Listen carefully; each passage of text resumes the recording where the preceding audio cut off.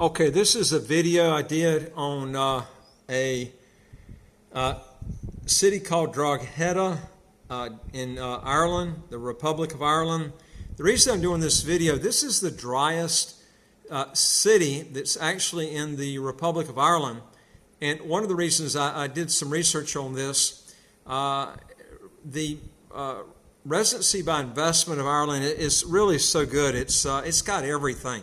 The thing I didn't like was the weather. I was there back in 2008, but I made the mistake of going from east to west. As the further you get west, it starts getting rainy as all get out. In fact, there's some areas of Ireland that gets over 100 inches of rainfall a year, which is just incredible. But what I found out was there are places of Ireland, which I did not go when I went there, that actually you can get really, really nice weather. And a lot of people just don't know that, okay? And this is one of the reasons I'm doing the video, because you can literally live in Ireland totally tax-free. And it's got everything else. In fact, I'll be honest with you, I would put it probably, I think today I would put it as, at the very top of residency by investment. If you take into consideration the taxation, everything, I had a problem with the weather. But now I'm finding out there are places in Ireland that you can go where the weather is really nice, okay? And that's one of the things I'm going to be talking to you today about this. Also, folks, if you want to legally get your income taxes to zero or how to get a second passport as quick as 45 days, do three things. Hit the subscribe button at the right of your screen. You'll get new videos automatically as they come out. And number two is I would like to hear from you. If you got a question or comment, put it below. And number three is go to our website, www.citizenshipquickly.com, and ask for some help. Okay, now this city again is called Drogheda.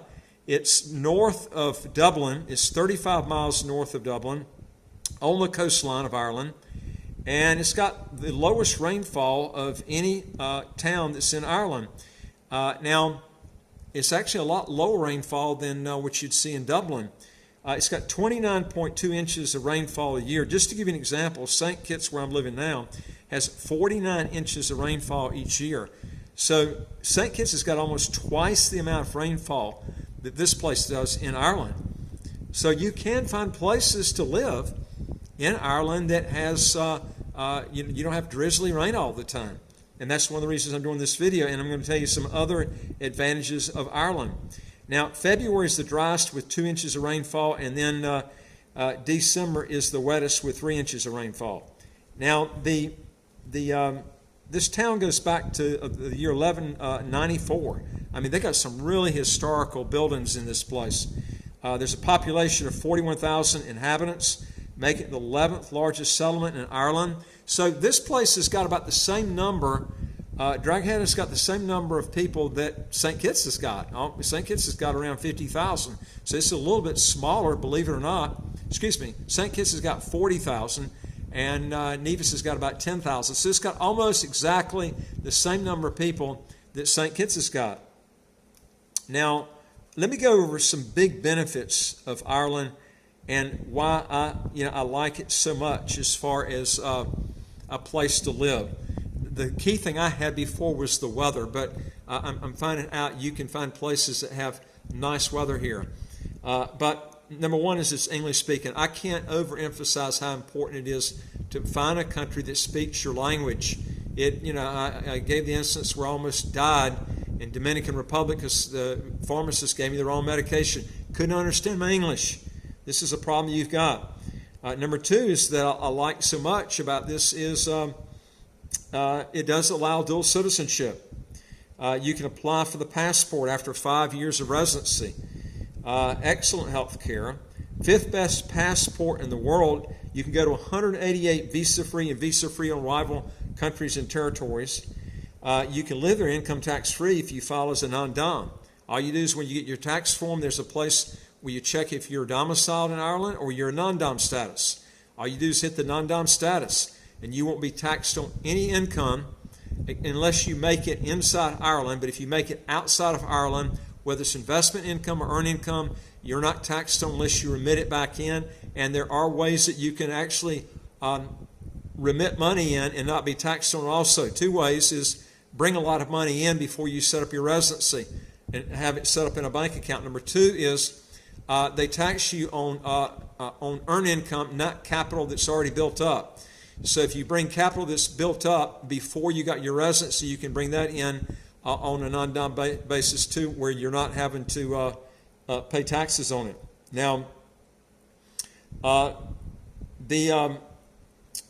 you can live there, like I say, income tax free if you file as a non-dom. You can register, get your residency there as a citizen if you do the following. Number one is you've lived 365 days in Ireland continuous before applying for the passport. During the 8 years before that, you had to have a total, what's called a total recordable residency of 1,460 days, or 4 years. All you do is take 1,460 divided by 365 days, and it's 4 years. You can leave Ireland up to 6 weeks each year. Altogether, you have to have 5 years, and what it is 5 times 365, which is the number of days in a year. You've got to have at least 5 years out of the last 9 years residing in Ireland to qualify to apply for the passport. Okay, now let me go over something on the non-dom status and how that works.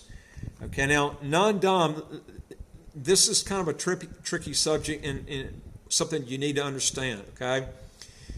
If you're a U.S. citizen and you relinquish your U.S. citizenship and you get citizenship in St. Kitts, St. Kitts is now your domicile. The U.S. used to be. Now St. Kitts is, because you've relinquished your U.S. citizenship, more than likely you're never going to go back there and permanently live, okay? Now you've got citizenship in St. Kitts, and now you apply for residency in Ireland, and you're applying for residency in Ireland as a non-dom. That is not your domicile. St. Kitts is your domicile.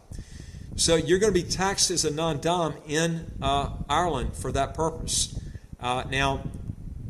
What revenue agents look for in Ireland, they look for several things. If they're trying to, look at you to legitimately see if you're a non-domiciled person or are you really domiciled in Ireland. Number one, has nothing to do with you get the passport.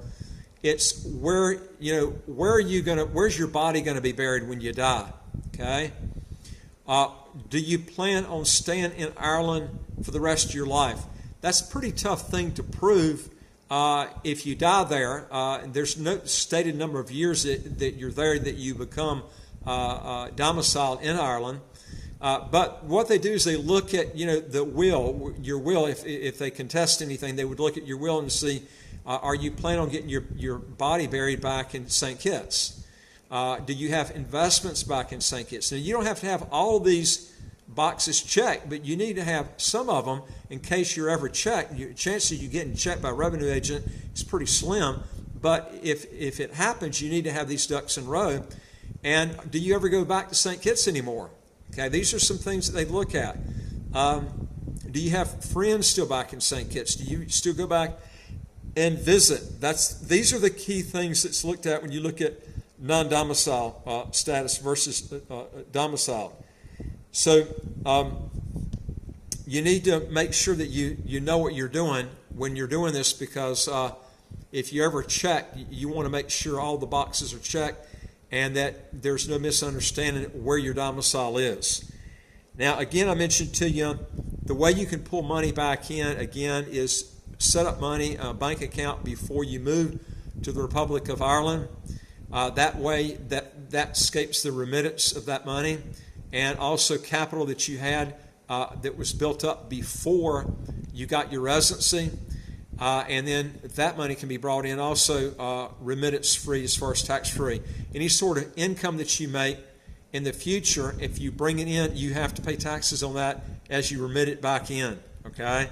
So that's basically how that works. This is a great opportunity if you're looking for a passport in a pretty reasonable amount of time that speaks the language that you speak. It's got all these checks box, allows dual citizenship. You can get your taxes to zero. It's got great visa-free travel, one of the best passports in the world. If you want to learn more on this, folks, again, go to our website, www.citizenshipquickly.com.